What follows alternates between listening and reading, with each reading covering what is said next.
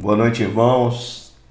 É uma alegria estar com os queridos aqui mais essa noite. Um prazer imenso dizer para você que nós estamos felizes por começar um novo livro.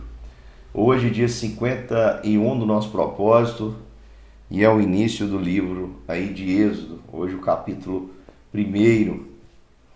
Espero que você esteja lendo a Bíblia em família, orando e tentando mudar. O capítulo 1 é uma continuação da história, um novo desdobramento. Em Gênesis nós vemos a origem de várias coisas.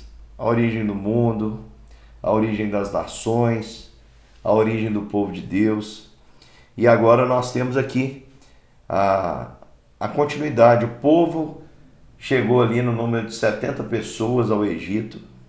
E Deus cumpriu a sua promessa para Abraão.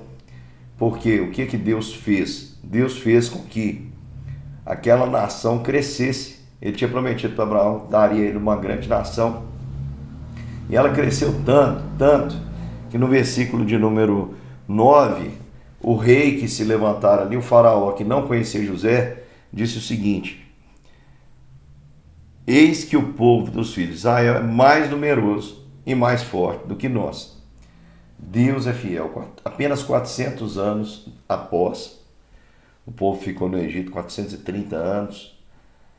430 anos após, o povo de Israel já era maior do que a maior nação daquela época.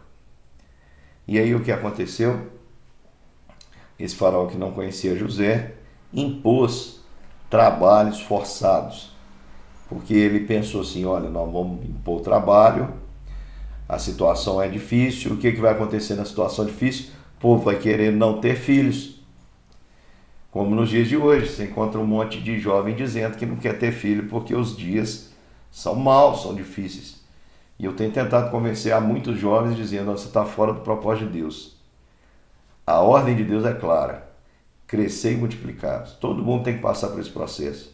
A não ser que Deus te dê uma ordem muito específica e te chame para uma vida de celibato, uma vida em que você não tem interesse, apenas vai servir o Senhor. Existe essa possibilidade? Existe. É raro, sim, mas existe. Eu conheci uma pessoa até hoje com quem eu convivi, uma senhora, que o prazer dela era se dedicar à oração. Ela já faleceu. Mas ela mesma falava, olha, eu nunca tive interesse em casar, eu sempre entendi que o meu propósito era viver para o Senhor. Enfim, tirando isso, você tem que casar, tem que ter filho, é ordem de Deus multiplicar. Não é a vontade de Deus que você seja pai de pet, viu? Isso não é propósito de Deus, eu não tenho filho não, mas eu adotei um cachorrinho como filho. Tá errado. Trate o cachorrinho bem. Pode até brincar com ele lá, com todo carinho, tratar, só a favor que se trate bem os animais. Eu tenho cachorro, gosto, mas a vontade de Deus é que você tenha filhos, meu irmão, em nome de Jesus.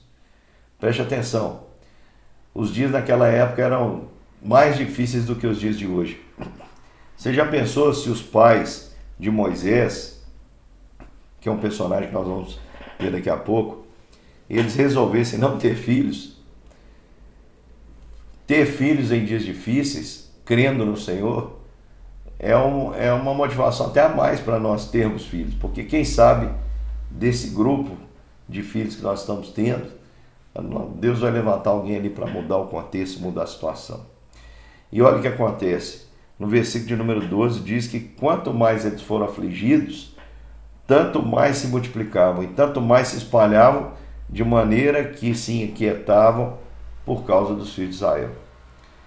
Isso aplicado espiritualmente na vida da igreja, significa que quanto mais a igreja é perseguida, irmãos, mais ela cresce. As maiores igrejas hoje do mundo, com maior crescimento, despertamento espiritual, envolvimento, são igrejas que estão em locais de extrema perseguição.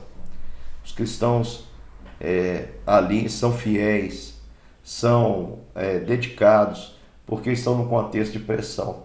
Em países que não há perseguição, parece que a igreja relaxa, para de crescer, para de se multiplicar. E aqui diz que o o trabalho, a perseguição, estava trazendo esse fator. Quanto mais eram perseguidos, mais o Senhor abençoava. Quanto mais eram oprimidos pelo povo do Egito, mais o Senhor fazia com que eles se multiplicassem. Ao ponto de Faraó dar ordem para as parteiras, Sifrá e Puá, que era para elas matarem, cometerem ali um assassinato das crianças no momento em que elas nascessem, né? Seria um infanticídio velado. Então elas estão ali puxando a criança, de repente viu que a menina sufoca, quebra o pescocinho e diz, olha, infelizmente ele não sobreviveu. Só que as parteiras temeram ao Senhor. E por temer o Senhor, elas disseram para Faraó, quando Faraó disse, olha, o que vocês estão fazendo? Eu não falei que era para matar todo menino e as meninas deixarem viver? Porque as meninas poderiam servir de mão de obra escrava, poderiam servir para tantos fins. Agora os homens poderiam se tornar soldados, guerreiros, têm mais força física. Então eles pediram para matar os meninos. E Sifrá e Puá temeram ao Senhor e disseram para Faraó uma verdade, ou uma meia-verdade, que é a seguinte, olha, as mulheres de Israel são muito mais fortes que as egípcias. Nós chegamos lá, as mulheres já deram à luz ao menino, já cortaram o cordão umbilical, já estão criando a criança. Então como é que nós vamos matar a criança? E Faraó poderia ter matado Sifrá e Puá, mas por que não mataram?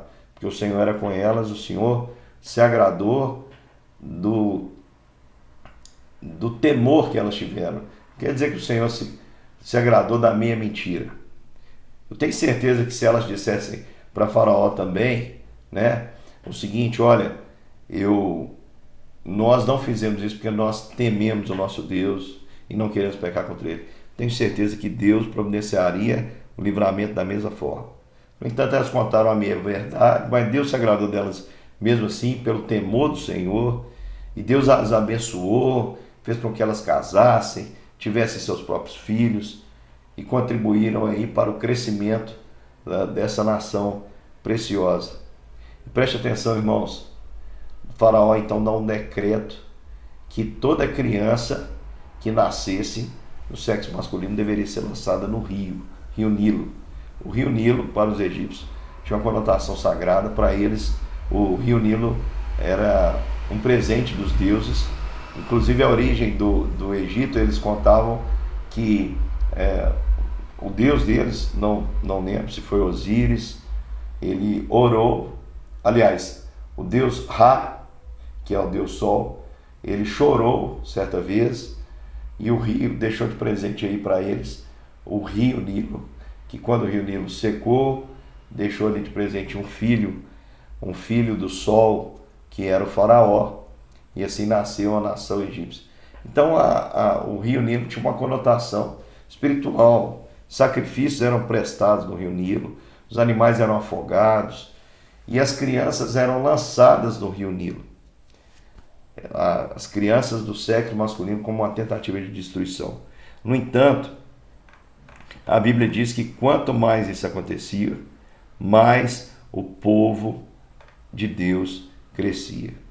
Quanto mais perseguiam, mais o povo de Deus crescia. E a gente aplicando essa mensagem aqui rapidinho na nossa vida, a gente tem que entender o seguinte. A primeira coisa, irmãos, é que nós não devemos ter medo das perseguições. Pelo contrário, as perseguições são propósitos de Deus. Nós precisamos confiar no Senhor em meio às perseguições e o Senhor vai nos abençoar. Olha, você está passando por um momento em que você acha que é o único que está sofrendo. Não, meu querido irmão. O apóstolo Pedro diz que sofrimentos iguais aos vossos estão se passando por toda a comunidade, todo o povo de Deus espalhado por toda a face da terra. Não pensa você que o sofrimento é algo exclusivo para a sua vida, aquele discurso, isso só acontece comigo, isso não ajuda em nada. Se entregar ao vitimismo não ajuda em nada. Quando você reclama, quando você se faz de vítima, em qualquer que seja a situação, você está começando um processo na sua vida que vai terminar em ingratidão. E a ingratidão ofende ao Senhor. Deus quer que nós sejamos gratos em qualquer situação, até naquelas que nós não entendemos. Nós precisamos ser gratos até mesmo no momento da tribulação, porque a tribulação nos faz crescer. Nós acabamos de ver a história de José, olha quem José se tornou. E olha que povo especial Deus gerou durante esses 400 anos. Não é só um povo numeroso, não é só um povo forte, mas é um povo que cresceu em entendimento, inteligência. Essas são características do povo hebreu. Um povo resiliente, que vai ter que se acostumar com perseguições que virão, porque a vida não é fácil, irmãos. Nunca foi para ninguém e não vai ser para você. Quando você tiver a vida fácil, é um sinal que Deus não está querendo te usar. Porque a vida, Deus vai nos moldando cada dia através das dificuldades que nós enfrentamos. A segunda coisa é que você não deve temer nada. Às vezes a gente fica preocupado, quem está no governo do nosso país, meu irmão, não preocupa com isso não. Eu sei que há muitas pessoas contra o Senhor Jesus Cristo, contra o Evangelho, mas você não pode perder a perspectiva que existe um Deus que está no controle de todas as coisas. O povo de Deus sempre foi perseguido, mas nós temos um rei que prometeu: eu edificarei a minha igreja e as portas do inferno não prevalecerão contra elas. Creia nisso? Sabe quem te ameaça? Deixa. O tempo vai mostrar quem é o rei. Imagina Moisés chegando ali dizendo para aquele povo: eu vim libertar vocês. O pastorzinho que veio lá do deserto, cajado na mão, sem saber falar direito. O povo deve ter dado risada, falado assim: o que é isso, Moisés? Nós somos escravos da nação mais poderosa. Como é que nós vamos ser libertos? E o Senhor fez tudo isso, como nós vamos ver aqui no livro de Êxodo. Então confie no Senhor. Sabe quem está governando o Brasil? O Senhor Jesus Cristo, Rei dos Reis e Senhor dos Senhores. Confia nele. Fica tranquilo. Quem te guarda, meu querido irmão, não dorme. E por fim, se você tiver que tomar uma decisão entre fazer o certo e ter prejuízo, faça o certo. Poá e Cifrá, ali, elas tomaram a decisão de obedecer. O temor do Senhor foi maior e elas resolveram obedecer ao Senhor, não tirando a vida daquelas crianças, e Deus as abençoou, as poupou das mãos de Faraó e lhes deu muito mais do que ela imaginava. Então, meu irmão, se você lá no seu trabalho, em alguma situação na sua escola, com seus amigos, se você for colocado contra a parede, alguém disser para você que você tem que escolher pecar, é mentira. Deus não leva ninguém a essa situação. Não leva ninguém a uma situação que a escolha seja pecar. Meu querido irmão, sempre há uma saída. Obedeça ao Senhor e confie na sua divina providência. Obedeça ao Senhor e confie na sua divina providência. É muito comum histórias de pessoas que perderam seus empregos porque resolveram não desobedecer ao Senhor lá na profissão. Aos olhos do patrão, isso era uma pequena bobeira. Era uma mentirinha no telefone. Fala que eu não estou aqui. Olha, faz isso, faz aquilo. Coloca aí na nota que a pessoa comprou a mais. E aí a pessoa toma aquela decisão firme e fala: não vou pecar contra o meu Deus. Quer forçar você a ir a um ambiente que não é propício para você, você escolhe dizer não. Pode ter certeza, meu querido irmão, se essa porta fechar para você, Deus abrirá outra. Ele é conosco, Ele abençoa e Ele habita perto daqueles que o temem, perto de quem tem o coração quebrantado, espírito contrito, temor a Ele. Quem tem isso alcança sabedoria e bênçãos da parte de Deus. Um beijo, irmãos, muito bom, e até amanhã para a gente continuar aqui firmes na meditação do livro de Êxodo. Um grande abraço, fiquem com Deus, até amanhã.